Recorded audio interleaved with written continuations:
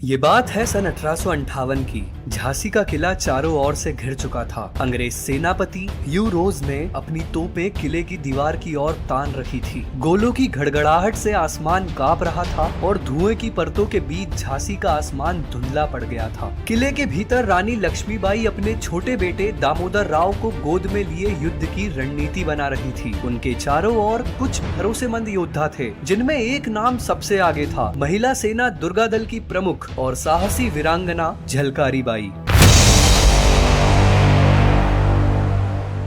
झलकारी बाई का जन्म 22 नवंबर 1830 को झांसी के पास भोजला गांव में एक साधारण दलित परिवार में हुआ। उनकी मां का नाम जमुना देवी और पिता का नाम सदोवर सिंह था। झलकारी कभी स्कूल नहीं गई और ना ही उनकी प्रारंभिक शिक्षा हुई, लेकिन उसे तो आगे चलकर एक महान कार्य को अंजाम देना था, जिसके लिए नियति ने उसे चुना था। जैसे जैसे झलकारी बड़ी हो रही थी, घर की जिम्मेदारियां भी बढ़ने लगी, जैसे गृह कार्य, गाय भैंस संभालना और जंगल से लकड़ी लाना। लेकिन उसके भीतर बसी थी एक आग। लेकिन झलकारी ने इन कामों के साथ घुड़सवारी, तलवारबाजी और धनुष बाण की कला भी सीख ली। ये तो शायद झलकारी ने भी कभी नहीं सोचा होगा कि ये सब युद्ध कला सीखना केवल संयोग मात्र नहीं, ये भविष्य की तैयारी थी, जो उसे एक दिन इतिहास के पन्नों पर अमर करने वाली थी। बचपन से ही वह साहसी और निडर थी। एक बार जब वह केवल 10 वर्ष की थी, तब वह अपनी सहेलियों के साथ जंगल में लकड़ियाँ काटने गयी। वहाँ उनका सामना एक बाघ से हुआ।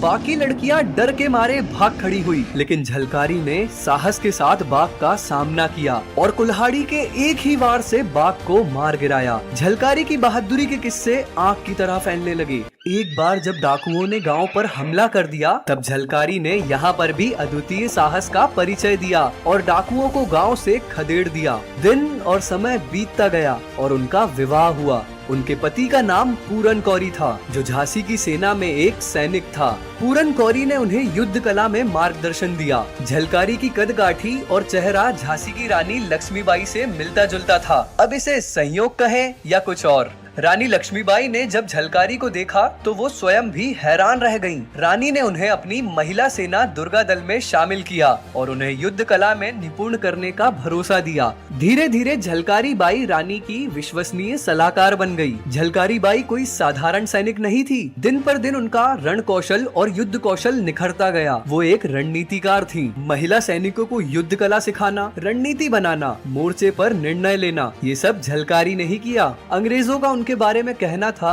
अगर 1% भारतीय महिलाएं झलकारी जैसी होती तो अंग्रेज जल्द ही हार जाते।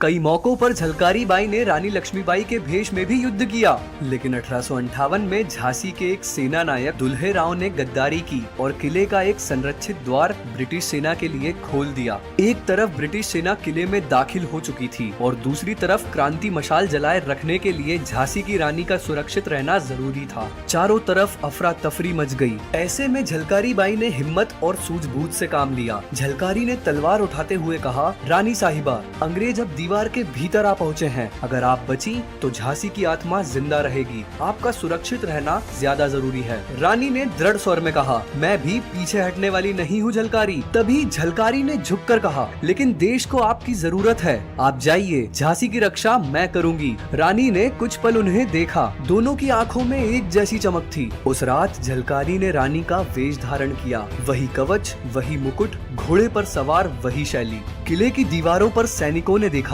रानी अभी भी यही है। अंग्रेज भी भ्रमित हो गए। रानी अपने बच्चे को लेकर रात के अंधेरे में बाहर निकल गई और झलकारी ने मोर्चा संभाल लिया। उन्होंने तलवार खींची और अपने दुर्गा दल की महिलाओं के साथ युद्ध भूमि में उतर पड़ी। अंग्रेज सैनिक चिल्ला उठे, झांसी की रानी यही है, पकड़ो उसे। लेकिन झलकारी बाई अकेली पूरी टुकड़ी पर टूट पड़ी। उनकी तलवार बिजली की तरह चमक रही थी और उनके हर वार में झांसी की आत्मा बोल उठती थी। कुछ साक्ष्यों के अनुसार उस रात झलकारी का रण कौशल देखकर ऐसा लगता था मानो साक्षात महाकाली दुष्टों का सर्वनाश कर रही हो। तभी उनके पास एक संदेश आता है कि उनके पति पूरन अंग्रेजों से युद्ध करते हुए शहीद हो गए। एक पल को झलकारी का दिल बैठा जरूर, लेकिन वह फिर उठ खड़ी हुई, एक छलांग लगाई और घोड़े पर सवार हो गई और घायल बाघिन की तरह अंग्रेजों पर टूट पड़ी। उन्होंने कई अंग्रेजों को मौत के घाट उतार दिया। कहते हैं जब अंग्रेजों ने उन्हें पकड़ा तब उन्होंने निर्भीक होकर दहाड़ लगाई, मैं झांसी की बेटी हूँ, चाहो तो मुझे फांसी दो, लेकिन झांसी कभी नहीं झुकेगी।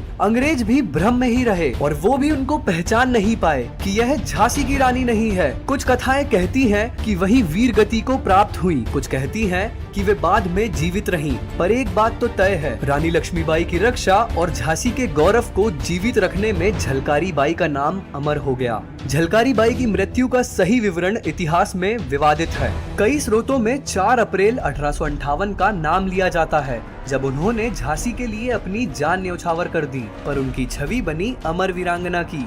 उनकी शहादत को आज झलकारी बाई जयंती के रूप में याद किया जाता है। उनका एक स्मारक ग्वालियर शहर में भी है। इतिहास में उन वीरांगनाओं की कहानियां अक्सर छूट जाती हैं, विशेषकर दलित या निम्न जाति की महिलाएं। इतिहासकारों ने इतिहास लिखते समय दलित और निम्न जाति की क्रांतिकारियों को धर्म और जाति के चश्मे से देखा था। झलकारी बाई की कथा हमें याद दिलाती है कि देशभक्ति जाति नहीं देखती। उनकी कहानी यह भी दिखाती है कि किस तरह लोक श्रुति और जनमानस इतिहास को पुनर्स्थापित कर सकते हैं। झलकारी ने देश के लिए अपना कर्तव्य निभाया और शहीद हो गई, लेकिन क्या इतिहास ने पूरी तरह उन्हें याद किया?